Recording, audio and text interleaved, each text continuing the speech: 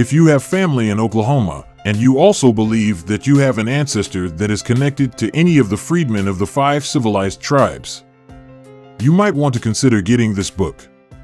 Slave Narratives, a folk history of slavery in the United States, often referred to as the WPA Slave Narrative Collection, is a collection of histories by formerly enslaved people undertaken by the Federal Writers Project of the Works Progress Administration from 1936 to 1938.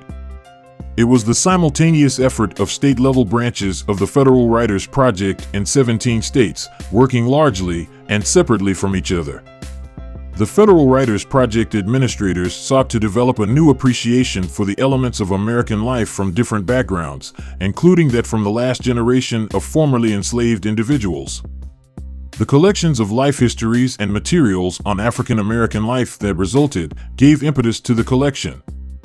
The narratives of many of these former slaves gives us clues concerning other family members, birth locations, the names of their slave owners, and the locations where they lived. Because these particular slave narratives originate out of the state of Oklahoma, the chances of finding clues related to your family tree with regard to the 5 civilized tribes is more likely than not to contain these clues. I have this book in my collection, and I can't count how many times this book helped me to find information related to the genealogical research that I was conducting. For instance, Polly Colbert. Her slave narrative gave me the exact location of the plantation where my ancestors were enslaved at. And she named the slave owners who I suspected of being involved with my ancestors. The index in the back of this book has 24 pages of names and places that you can conduct research on.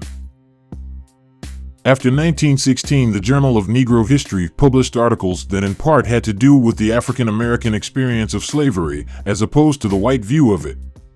This resulted in several efforts to record the remembrances of living formerly enslaved individuals, especially as the survivors of the generation born into slavery before emancipation in 1865 were declining in number. The earliest of these were 2 projects begun in 1929, one led by Charles S. Johnson at Fisk University and the other by John B. Cade at Southern University, called Opinions Regarding Slavery, Slave Narratives.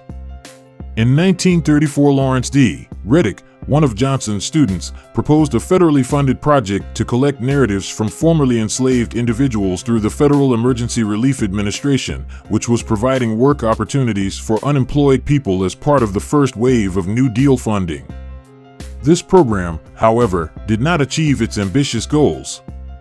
Several years passed before narratives began to be collected again.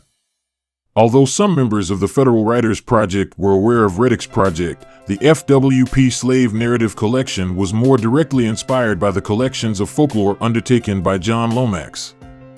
Carolyn Dillard, director of the Georgia branch of the Writers Project, pursued the goal of collecting stories from persons in the state who had been born into slavery. A parallel project was started in Florida with Lomax's participation, and the effort subsequently grew to cover all of the southern states, except Louisiana, and several northern states. In the end, Arkansas collected the largest volume of slave narratives of any state. Though the collection preserved hundreds of life stories that would otherwise have been lost, later historians have agreed that, compiled as it was by primarily white interviewers, the collection does not represent an entirely unbiased view. Because the federal government employed mostly white interviewers to document these former enslaved individuals' stories, there is a debate regarding whether these interviews are tainted by racism. John Blassingame, an influential historian of slavery, has said that the collection can present a simplistic and distorted view of the plantation that is too positive. Blassingame's argument proved controversial. One historian in the 1990s described support for Blassingame's position as rare, but defended him on the grounds that all historical evidence has to be measured against a minimum standard of truth that would allow historians to use it properly. The FWP narratives afford us the opportunity to understand how slavery shaped this country through the stories of those who survived it. A small group of the narratives first appeared in print in a Writers Project book, These Are Our Lives. Excerpts from them were included in a Virginia Writers Project book in 1940, and Benjamin Botkin's Lay My Burden Down in 1945. However, large numbers of the narratives were not published until the 1970s, following the Civil Rights Movement, when changing culture created more widespread interest in early African American history. The narratives of many of these former slaves gives us clues concerning other family members, birth locations, the names of their slave owners, and the locations where they lived. Because these particular slave narratives originate out of the state of Oklahoma, the chances of finding clues related to your family tree with regard to the 5 civilized tribes is more likely than not to contain these clues.